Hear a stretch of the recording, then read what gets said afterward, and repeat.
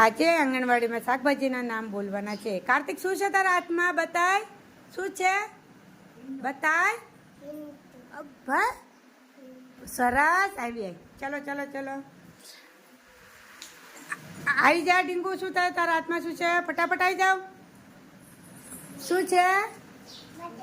રીંગણું. શું છે? ચલો ચલો, ફટાફટ આવી જા. શું છે તારા હાથમાં? શું છે બેટા? અરે વાહ, સરસ સરસ. આવી જા ફટાફટ ફટાફટ. શું છે?